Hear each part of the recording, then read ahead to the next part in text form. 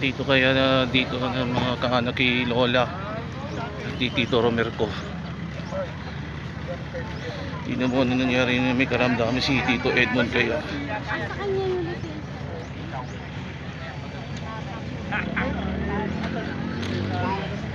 Lagyan mo na lang. Eh kasi may kahit eh. Para kay Lola Mercedes sa si Tito Romer.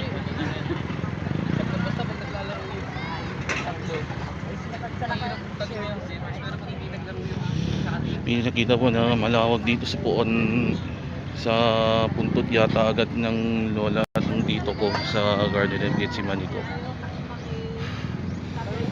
Dito po kami. At wag mo na agad na paikot-ikot na madami kahit ano. Yung mga walang kilala ako. Yun na nakilala kaanak yan, mga kaibigan.